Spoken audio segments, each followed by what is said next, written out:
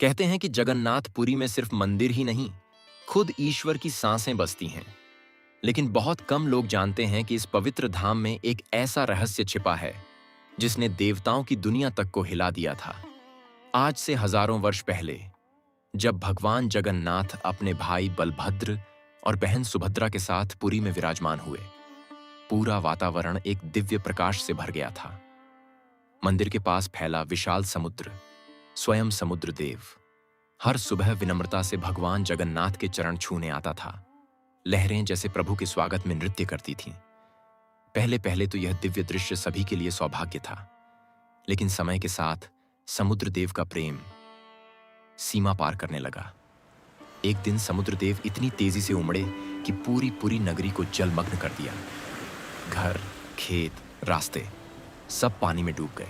लोग डर के मारे रोने लगे। देवताओं तक में हलचल मच गई। किसी को समझ नहीं आया कि समुद्र जैसा शांत देवता इतना प्रचंड क्यों हो गया। पर यह तो बस शुरुआत थी। कुछ ही दिनों बाद समुद्र ने फिर वही विनाश दोहरा दिया। नगरी डूब जाती, लोग घर छोड़कर भागते और हर बार भगवान जगन्नाथ मंदिर में खड़े होकर देखते, अपने ही भक्तों को तकलीफ में। आखिरकार भगवान जगन्नाथ ने निर्णय लिया, अब इस विनाश को रोकने के लिए किसी ऐसे दिव्य प्रहरी की जरूरत है जिसकी शक्ति के आगे समुद्र भी सिर झुका दे। और तब प्रभु ने अपने सबसे प्रिय भक्त, सबसे शक्तिशाली योद्धा पवन पुत्र हनुमान को बुलाया। भगवान बोले, हनुमान, तुम समुद्र के किनारे पहरा दो। जब तक तुम हो, कोई लहर मेरे भक्तों को छू भी नहीं सकती। हनुमान जी ने सिर झुकाकर कहा, प्रभु, यह मेरा सौभाग्य है। और जैसे ही हनुमान ने समुद्र तट पर अपनी गदा रखकर पहरा देना शुरू किया, समुद्र देव शांत हो गए। उनकी लहरें कोमल हो गईं।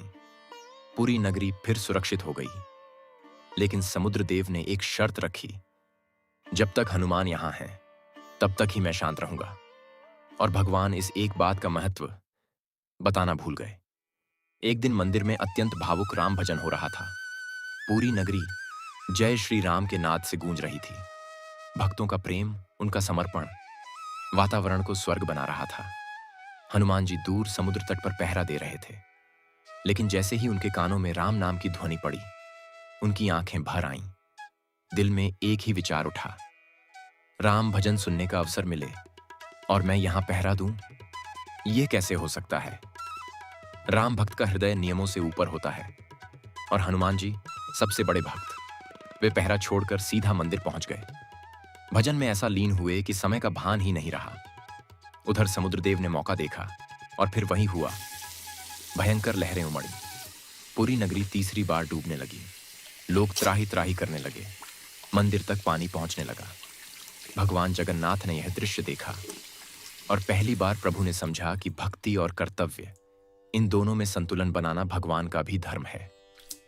भगवान स्वयं समुद्र तट पर पहुंचे। हनुमान जी भजन से लौट रहे थे।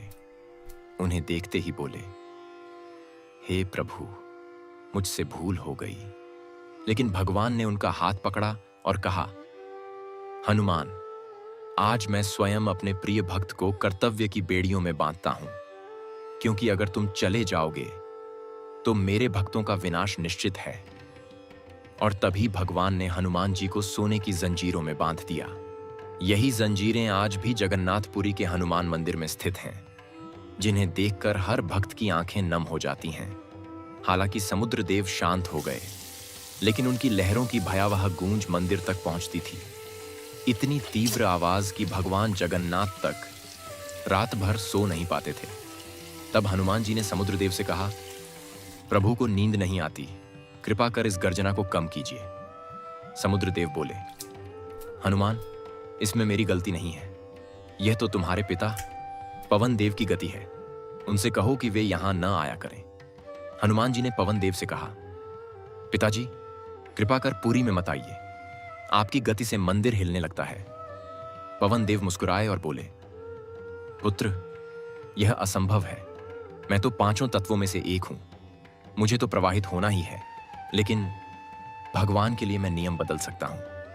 फिर उन्होंने कहा, आज से मैं पुरी में उल्टी दिशा से प्रवेश करूंगा, ताकि मंदिर में कोई कंपन या शोर ना हो। और तब से लेकर आज तक पुरी का ध्वज हर दिन उल्टी दिशा में लहराता है।